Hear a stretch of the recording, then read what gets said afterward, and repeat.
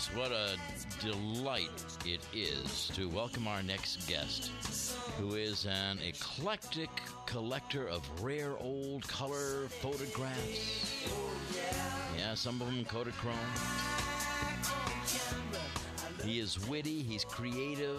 Chris Wilde welcomes readers into his fascinating emporium of hundreds of iconic images in his fabulous, oh my goodness, extraordinary new book, Retronaut, The Photographic Time Machine. This is a National Geographic publication. Chris Wilde, it is great to have you with us. Good morning. Good morning to you. Thanks, man. That's a great intro. Well, and deserving, I'll tell you. Let me start by emphatically stating thank God for basements, because that's where you got your start. It's true. Oh, my God. Tell us how this all got started.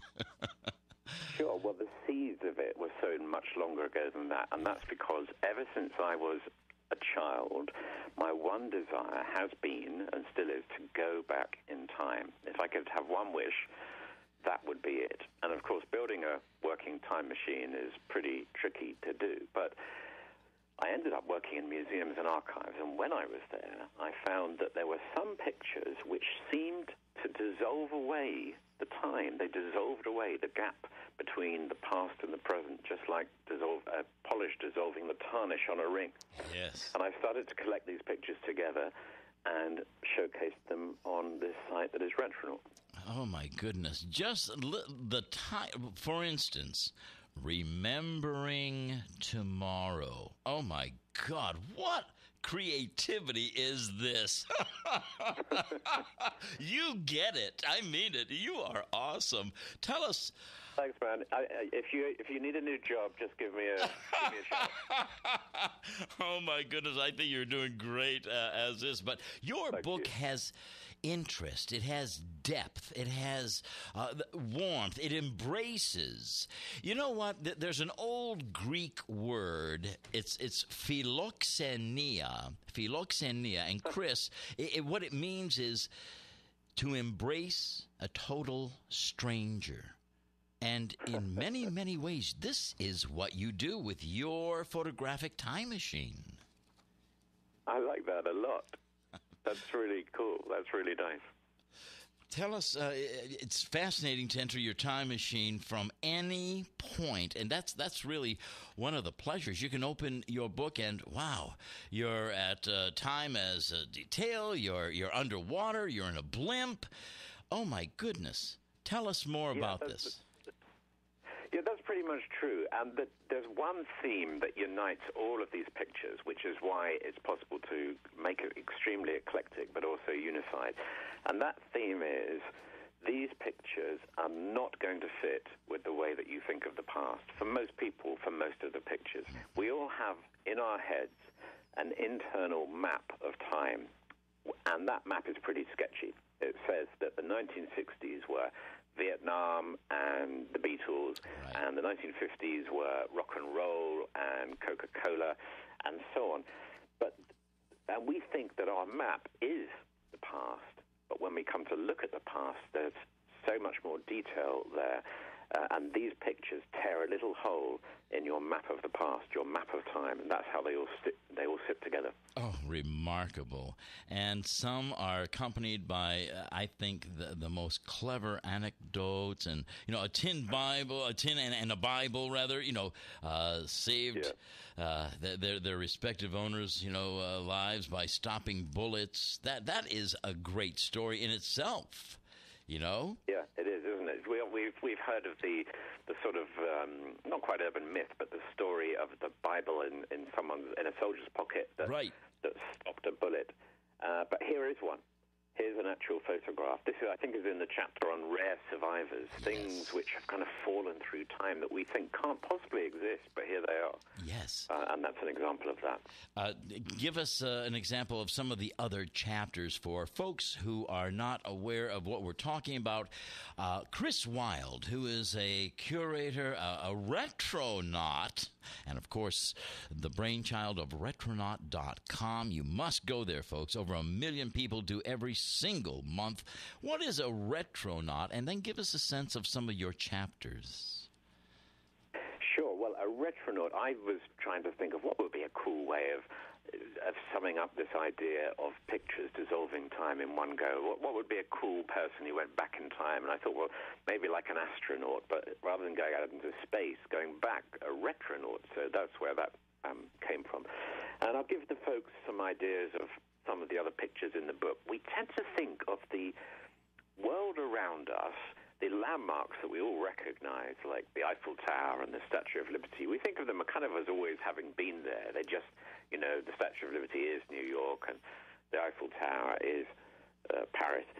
So these pictures show the Eiffel Tower being constructed, and you can see half of the Eiffel Tower in place, or even just a quarter of the Eiffel Tower in place. And it really does look strange when we realize that the version of Paris that we've got in our heads hasn't always been there. It's fluid. And then there's a photograph of the arm of the Statue of Liberty in the workshop in Paris, where it was constructed. We kind of think that it must have always been there, or at least always been in America. But in fact, it was made in Paris and shipped over in parts. Yes. So it's kind of like a flat pack. And here is a picture of guys standing around the colossal arm of the statue there in the Paris workshop. Chris, if you can choose 12, you should make a calendar series out of some of... That would be neat. Yes, it really would be. I mean, it would have such appeal and such importance. I love this Bill Clinton and Hillary Rodham at Yale. They look like hippies. But, They do, yeah. Bill's got a massive beard. You're not only about celebrity, though. As you point out, you're historical.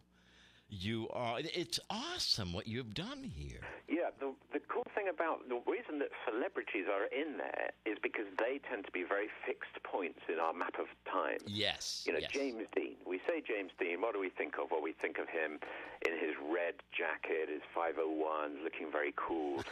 That's kind of cast iron in our heads. Yeah. So in this book, there's a picture of him looking like a total geek, which actually he was before he became famous. So there's a picture of him playing basketball in massive glasses. So that works very, very well.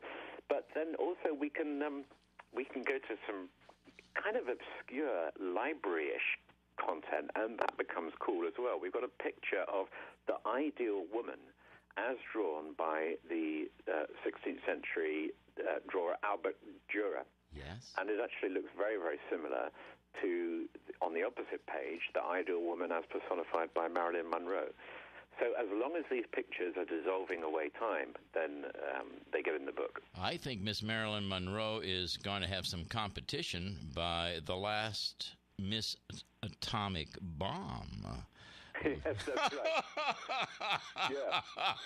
So this is a chapter called Normal Nuclear, and what I wanted to do in this chapter is I use one of the other techniques that I use on Retronaut, which is that our map of time is pretty sketchy and vague. And if we really dive into one moment, things that seem kind of small to us become enormous. So the atomic age, we may have certain ways of summing that up, but yes. The prevalence of it, how important it was to the time, is demonstrated by these pictures, including Miss Atomic Bomb, who is wearing a swimsuit in the shape of an atom bomb, and of a mushroom cloud. And this was not seen as this is not an obscure kind of kitsch thing.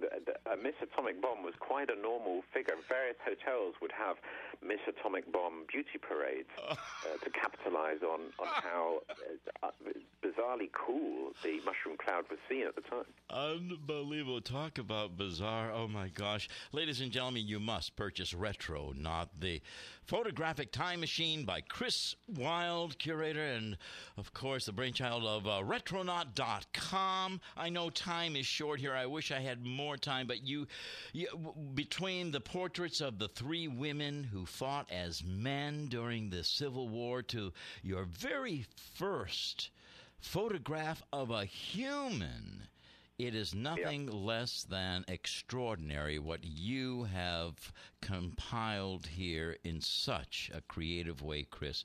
Applause, and a standing ovation, my friend. I really appreciate that. Thank you so much, and would love to have you back. That would be great. Let's get together again. Absolutely. Thank you.